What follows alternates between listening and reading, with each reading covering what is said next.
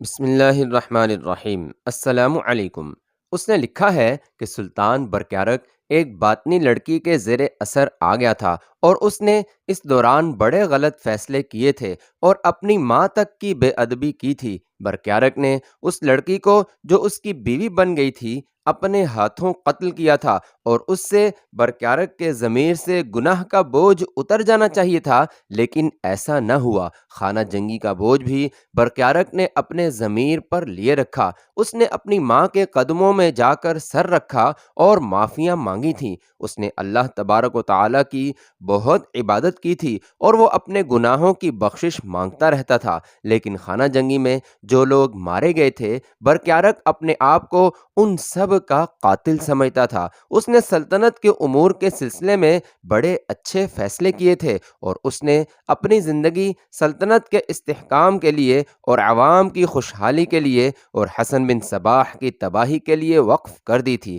اسے علماء نے یقین دلایا تھا کہ اللہ تبارک و تعالیٰ نے اس کے گناہ معاف کر دیے ہیں، لیکن جب وہ تنہا ہوتا تو اپنے ضمیر کا سامنا کرنے سے گھبراتا اور پریشان ہو جاتا تھا۔ یہ ایسا ذہنی مرض تھا جس نے اس کے دماغ پر یعنی سوچنے کی قوت پر اور جسم پر بھی اثر کیا۔ اس کی جسمانی حالت یہ ہو گئی تھی کہ جوانی میں ہی وہ بوڑھا نظر آنے لگا تھا۔ طبیبوں نے اس کے علاج میں دن رات ایک کر دیا تھا، اسے ایسی ایسی دوائی تیار کر کے دیں جن کا کوئی عام آدمی تصور بھی نہیں کر سکتا تھا، لیکن مرض بڑھتا ہی گیا اور برکیارک ایسے مقام پر پہنچا جہاں اس نے محسوس کیا کہ وہ جسمانی اور ذہنی لحاظ سے معذور ہو گیا ہے۔ ہم تینوں بھائیوں نے سلطنت آپس میں تقسیم کر لی تھی، برکیارک نے کہا۔ مجھے توقع تو یہ تھی کہ یہ تقسیم سلطنت کے اندرونی مسائل اور دفاعی ضروریات کے لیے اچھی ثابت ہوگی۔ یہ اچھی ہی ثابت ہو رہی تھی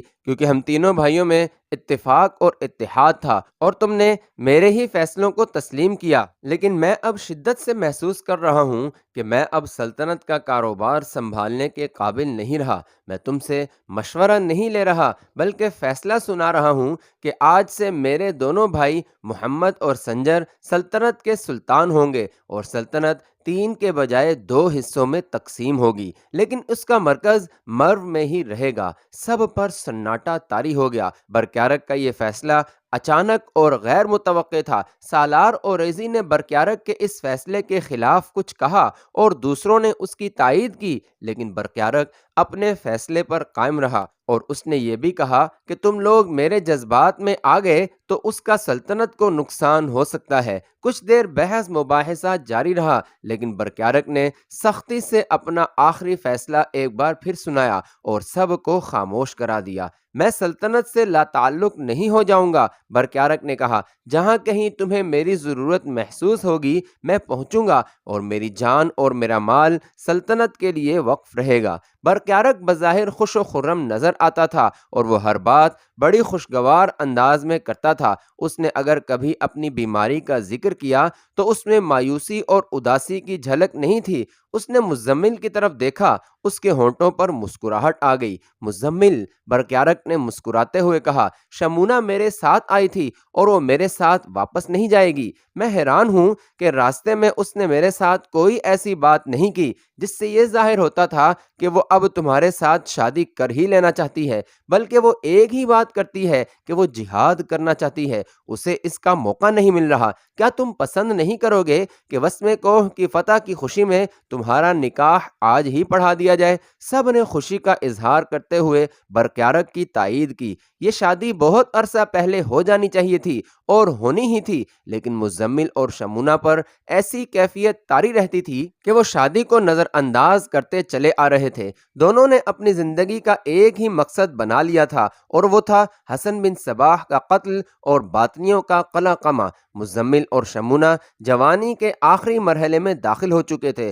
شمونہ کو جب اطلاع ملی تھی کہ وسم کوہ فتح کر لیا گیا ہے اور اس میں مزمل آفندی اور بن یونس کا خاصا ہاتھ ہے اور ان دونوں نے کامیابی سے باطنیوں کو دھوکہ دیا ہے، تو وہ اڑ کر مزمل کے پاس پہنچنا چاہتی تھی، لیکن اکیلے وہاں تک جانا ممکن نہیں تھا۔ اسے پتہ چلا کہ سلطان برکیارک وسم کوہ جا رہا ہے تو وہ فوراً برکیارک کے پاس جا پہنچی اور کہا کہ وہ بھی جانا چاہتی ہے۔ اس طرح برکیارک اسے اپنے ساتھ لے آیا تھا۔ اسی شام وسم کوہ میں مزمل اور شمونہ کی شادی ہو گئی۔ اگلے روز برکیارک نے واپس جانے کا فیصلہ کر لیا۔ اسے محمد اور سنجر کے ساتھ ایک روز بعد مرو کے لیے روانہ ہونا تھا۔ یہ لوگ دوپہر کا کھانا کھا رہے تھے۔ کوئی سلطان پسند نہیں کرتا کہ وہ جب کھانے پر بیٹھا ہو تو دربان اندر آ کر اسے اطلاع دے کہ فلاں شخص آیا ہے یا فلاں واقعہ ہو گیا ہے، لیکن برکیارک نے اپنے دربانوں کو کہہ رکھا تھا کہ وہ کھانے پر بیٹھا ہو یا گہری نیند سویا ہوا ہو، کوئی خاص واقعہ ہو جائے یا کوئی خاص آدمی اسے ملنے آ جائے تو اسے جگا لیا جائے۔ یہ دربانوں کی ثوابدید پر تھا کہ وہ ملاقاتیوں کے چھان بین کر کے دیکھیں کہ یہ ملاقات فوری طور پر ضروری ہے یا نہیں۔ قلعہ وسم کوہ میں برکیارک کھانے پر بیٹھا ہوا تھا۔ اس کے ساتھ اس کے دونوں بھائی تھے، سالار اوریزی تھا، مزمل آفندی اور بن یونس تھے، اور وسم کوہ کا نیا امیر بھی تھا جسے برکیارک نے مقرر کیا تھا۔ دربان اندر آیا اور کہا کہ ایک خاتون بہت ہی بری حالت میں آئی ہے اور کہتی ہے کہ بہت عرصے سے سفر میں تھی اور مرتے مرتے منزل پر پہنچی ہے۔ برکیارک نے کہا کہ اسے اندر بھیج دو۔ ایک جوان سال عورت کھانے کے کمرے میں داخل ہوئی۔ اس کے کپڑوں پر گرد بیٹھی ہوئی تھی۔ اس کے چہرے سے پتہ چلتا تھا جیسے لاش قبر سے نکل کر آئی ہو۔ اس کی آنکھیں نیم وا تھیں اور اس کا منہ کھلا ہوا تھا۔ اگر دربان اسے سہارا نہ دیتا تو وہ گر پڑتی۔ برکیارک کے کہنے پر اسے بٹھا دیا گیا اور اس سے پوچھا گیا کہ وہ کون ہے۔ میرا نام شافیہ ہے۔ عورت نے بڑی ہی مشکل سے یہ الفاظ باہر کو دھکیلے، میں یہیں کی رہنے والی ہوں اور ابو جندل کی بھتیجی ہوں۔ اتنا کہہ کر وہ ایک طرف کو جھک گئی۔ وہ بے ہوش ہو چکی تھی۔ اسے اٹھا کر فوراً طبیب کے پاس لے جاؤ۔ برکیارک نے کہا یہ بیمار تو ہے ہی، بھوکی اور پیاسی بھی لگتی ہے، یہ ہوش میں آ جائے تو اسے کچھ کھانے کو دے دینا، اس کے بعد اگر میں یہاں ہوا تو مجھے بتانا، میں چلا گیا تو سالار اوریزی کو اطلاع دے دینا۔ شافیہ 16-17 دنوں بعد وسم کوہ پہنچی تھی۔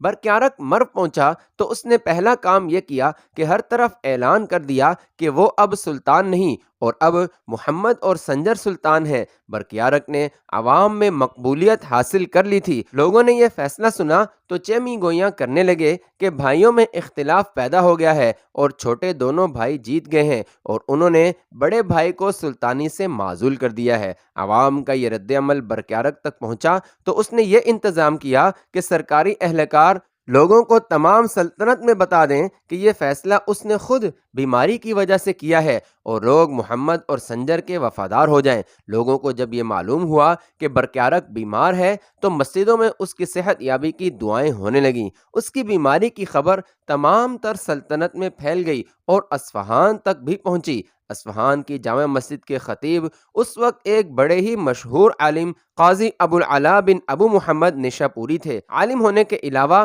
وہ مرد میدان بھی تھے۔ ان کے خطبوں میں جہاد کی تلقین زیادہ ہوتی تھی اور وہ جب خطبہ دیتے تو اس میں الفاظ کا ہیر پھیر اور پیچیدگیاں نہیں ہوتی تھیں، بلکہ ایسی سادہ زبان میں خطبہ دیا کرتے تھے کہ معمولی سے ذہن کے لوگ بھی اصل بات سمجھ جاتے تھے۔ وہ باطنیوں کے بہت بڑے دشمن تھے۔ انہیں پتہ چلا کہ برکیارک بیمار ہو گیا ہے اور بیماری نے ایسی صورت اختیار کر لی ہے کہ اس نے سلطانی چھوڑ دی ہے تو وہ اسی وقت مرو کے لیے روانہ ہو گئے۔ بڑے ہی لمبے سفر کے بعد وہ مرو پہنچے اور برکیارک کے مہمان بنے۔ برکیارک انہیں اپنا دینی اور روحانی پیشوا سمجھا کرتا تھا۔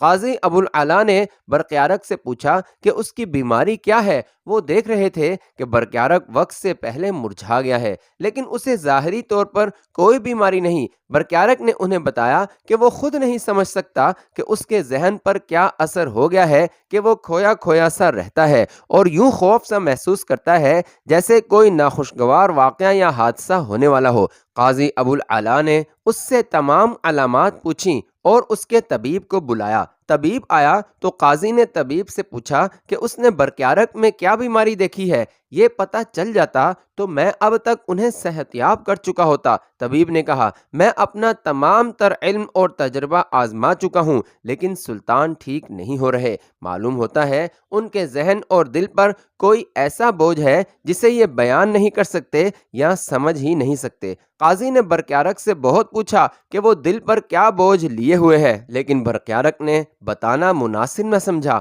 وہ بیان ہی نہ کر سکا کہ اسے اندر ہی اندر کیسی دیمک کھا رہی ہے۔ مجھے اچھی طرح یاد ہے، قاضی ابوالعلا صاحب نے کہا، آپ کے والد محترم ملک شاہ کو باطنیوں نے دھوکے میں ایسا زہر پلا دیا تھا جو آہستہ آہستہ انہیں کھاتا رہا اور وہ اللہ کو پیارے ہو گئے۔ معلوم ہوتا ہے کہ آپ کو بھی باطنیوں نے کوئی ایسی چیز کھلا دی ہے جس کا آپ کو پتہ ہی نہیں چلا۔ میں نے اس شک کے پیش نظر بھی دوائیاں دی ہیں۔ طبیب نے کہا، اگر انہیں کسی بھی قسم کا زہر پلایا گیا ہوتا تو اس کے اثرات ان دوائیوں سے ختم ہو جاتے۔ یہ کچھ اور ہی ہے، میں آج رات تنہائی میں بیٹھوں گا۔ قاضی ابوالعلا نے کہا، اللہ نے مجھے کشف کی کچھ طاقت عطا فرمائی ہے، مجھے کچھ شک ہے کہ یہ سفلی تعویذ کا اثر ہے۔ حسن بن صباح سفلی عمل سے صرف واقف ہی نہیں بلکہ وہ یہ عمل اپنے دشمنوں کے خلاف استعمال بھی کرتا ہے۔ اگر ایسا ہوا تو مجھے آج رات پتہ چل جائے گا۔ برقیارق نے قاضی ابوالعلا صاحب کے لیے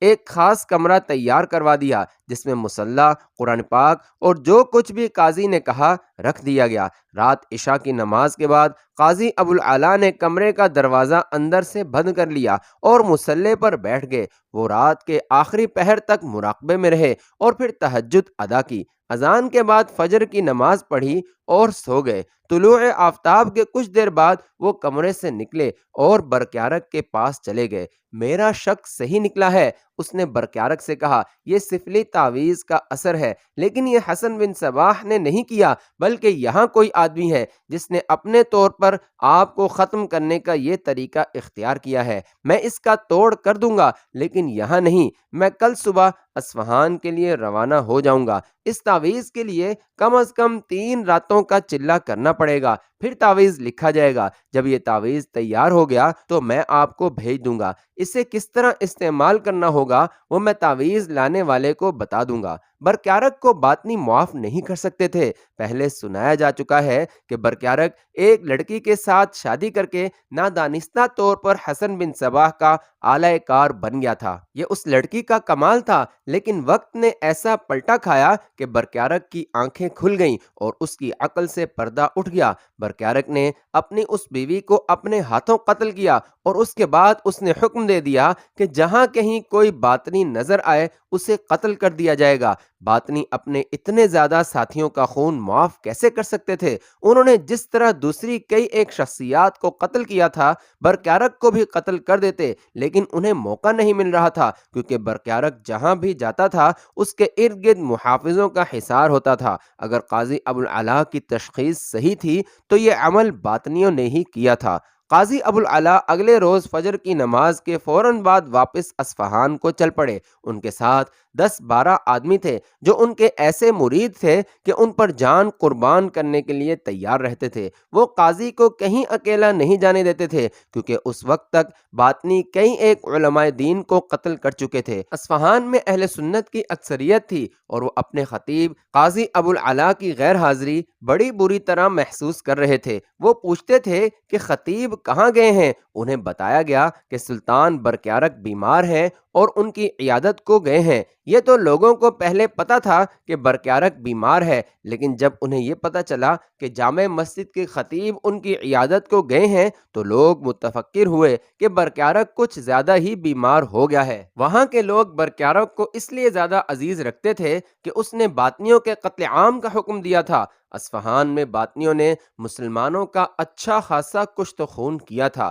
آخر ایک روز ان کے لوگوں کو پتہ چلا کہ ان کے خطیب واپس آ گئے ہیں۔ کئی لوگ ان کے گھر جا پہنچے اور برقیارق کی صحت کے متعلق پوچھا۔ قاضی ابوالعلا نے کہا کہ اتفاق سے کل جمعہ ہے، میں مسجد میں سب کو بتاؤں گا کہ برقیارق کس بیماری میں مبتلا ہو گیا ہے اور اب اس کی حالت کیا ہے۔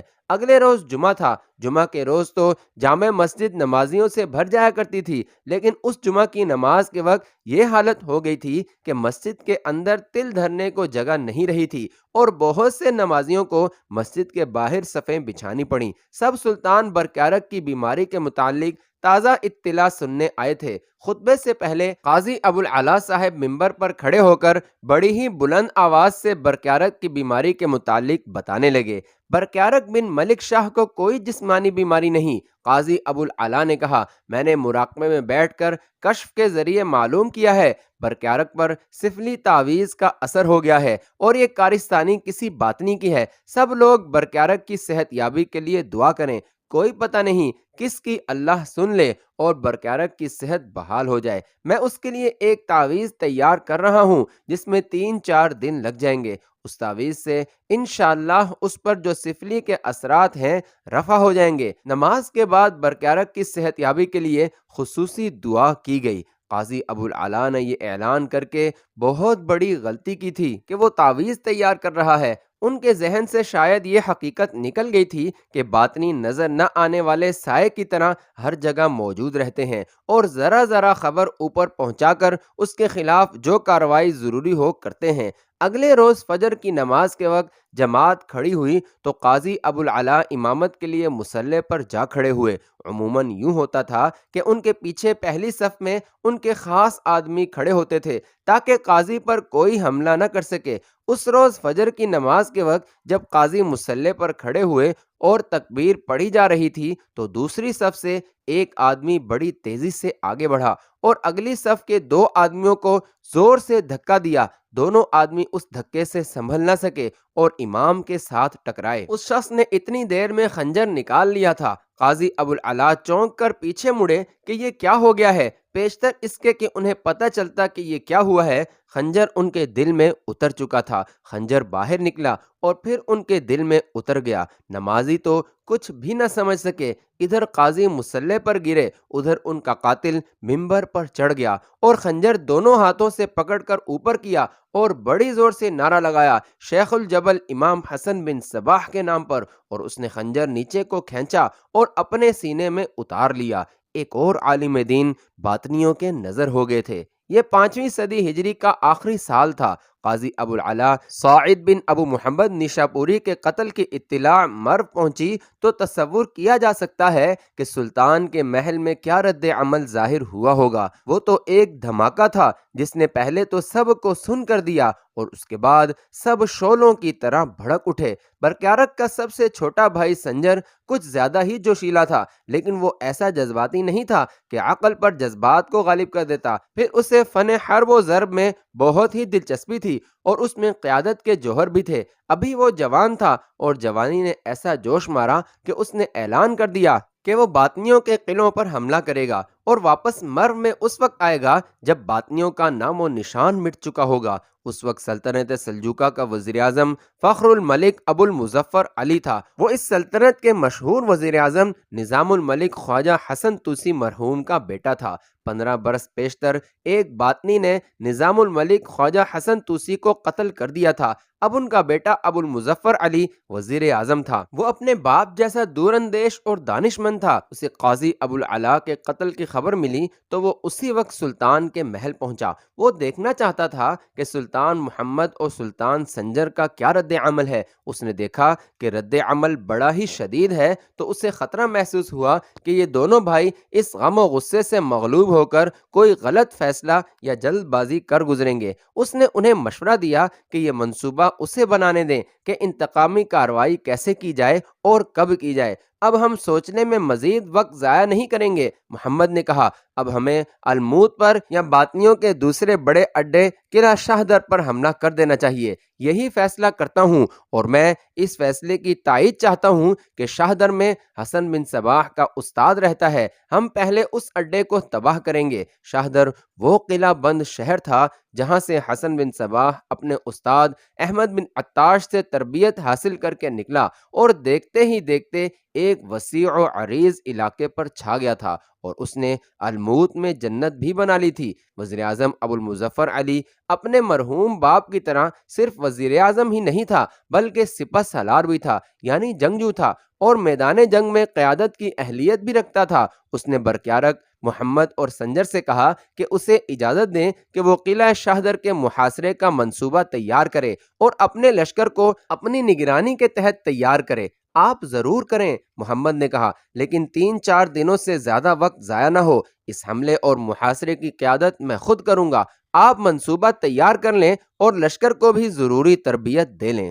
ادھر قلعہ وسم کوہ میں شافیہ اگلے روز ہوش میں آئی۔ اس نے ہوش میں آتے ہی پہلی بات طبیب کو یہ بتائی کہ وہ 4-5 دنوں سے بھوکی ہے اور صرف پانی پی رہی ہے۔ طبیب نے اپنے ایک آدمی سے کہا کہ وہ مریضہ کے منہ میں قطرہ قطرہ شہد اور دودھ ٹپکاتا رہے۔ اسے فوراً اتنی غذا نہیں دینی تھی جس سے پیٹ بھر جاتا، کیونکہ اس کا جسم اتنی زیادہ غذا کا متحمل نہیں ہو سکتا تھا۔ اس وقت برکیارک مرو جانے کے لیے وسم کوہ سے رخصت ہو چکا تھا۔ طبیب نے سالار اوریزی کو اطلاع دی کہ مریضہ ہوش میں آ گئی ہے۔ سالار اوریزی اسی وقت پہنچا اور مریضہ کی حالت دیکھی۔ وہ تو زندہ لاش تھی، ابھی کچھ کہنے کے قابل نہیں تھی۔ وہ شافیہ کو تسلی دلاسا دے کر وہاں سے آ گیا۔ اس نے بہتر یہ سمجھا کہ مریضہ کے ساتھ کوئی عورت ہونی چاہیے۔ وہاں عورتوں کی کمی نہیں تھی، لیکن محسوس یہ کیا گیا کہ اس لڑکی کے ساتھ کوئی عقل والی عورت ہو۔ اوریزی نے اس لیے یہ محسوس کیا تھا کہ شافیہ نے سرگوشی میں ایک آدھ بات بڑی مشکل سے کہی تھی، اور یہ بات ایسی تھی کہ اوریزی سمجھ گیا کہ یہ کوئی عام سی قسم کی لڑکی نہیں اور اس کا کوئی خاص پس منظر ہے۔ اسے شک یہ ہوا تھا کہ یہ باطنیوں کی لڑکی ہوگی۔ سالار اوریزی نے مزمل کے ساتھ بات کی تو مزمل نے کہا کہ وہ شمونہ کو لڑکی کے پاس بھیج دے گا، جس کا یہ فائدہ بھی ہوگا کہ عورت عورت کے ساتھ دل کی بات کر دیا کرتی ہے۔ شمونہ تجربے کار تھی، جس سے یہ امید رکھی جا سکتی تھی کہ وہ شافیہ کے سینے سے راز کی کوئی بات اگر ہوئی تو نکال لے گی۔ دن گزر گیا اور رات گہری ہونے لگی۔ شافیہ کو اتنا زیادہ شہد اور دودھ دیا جا چکا تھا کہ اس کے جسم میں جان آ گئی اور وہ تھوڑا تھوڑا بولنے لگی۔ رات کو اس نے اپنے ہاتھ سے شہد ملا دودھ پیا اور پھر اسے تھوڑی سی ٹھوس غذا دی گئی۔ شمونہ اس کے ساتھ رہی۔ شافیہ بے ہوشی کی نیند سو گئی اور اگلے سورج نکل آنے کے خاصا بعد جاگی۔ شمونہ نے دیکھا کہ اب وہ اچھی طرح بول سکتی ہے۔ شمونہ نے اس سے پوچھا وہ کون ہے اور کہاں سے آئی ہے؟ شافیہ نے کہا کہ وہ یہیں سے گئی تھی اور واپس یہیں آ گئی ہے۔ یہاں سے گئی تھی تو میرے ساتھ میری چھوٹی بہن تھی اور چچا بھی تھا۔ شافیہ نے کہا واپس آئی ہوں تو اکیلی ہوں۔ شافیہ نے شمونہ کو اپنی پوری داستان سنا ڈالی کہ وہ کس طرح اور کیوں یہاں سے رخصت ہوئی تھی اور کہاں تک گئی اور کس طرح واپس آئی۔ اس نے کسی بات پر پردہ نہ ڈالا۔ شمونہ اسی وقت گھر گئی اور مزمل کو شافیہ کی ساری داستان سنائی۔ مزمل اسی وقت سالار اوریزی کے پاس گیا اور اسے بتایا کہ لڑکی نے اپنے متعلق کیا سنایا ہے۔ سالار اوریزی نے کہا کہ وہ حیران تھا کہ اس کا یہ عہدیدار شمشیر ابلک کہاں غائب ہو گیا ہے۔ اس کی کہیں لاش نہیں ملی تھی اور نہ ہی وہ کہیں زخمی حالت میں پڑا تھا۔ اب شافیہ نے سالار اوریزی کو اس سوال کا جواب دے دیا۔ شافیہ زرتوش کو قتل کر کے وہاں سے نکلی تو نقشے نے اس کی صحیح رہنمائی کی۔ وہ 3-4 دن گھوڑے کی پیٹھ پر بیٹھ کر سفر طے کرتی رہی۔ اسے اس جنگل میں کوئی بستی اور کوئی انسان نہ ملا۔ اس نے بہت مشکلات برداشت کیں۔ اسے یہ احساس رہا ہی نہیں تھا کہ کتنے دن اور کتنی راتیں گزر گئی ہیں۔ وہ جنگل سے نکل کر بنجر ویرانوں میں داخل ہوئی، جہاں پانی کا ایک قطرہ بھی نظر نہیں آتا تھا، نہ وہاں کوئی سبز پتا دکھائی دیتا تھا۔ وہ وہاں سے بھی نکل آئی۔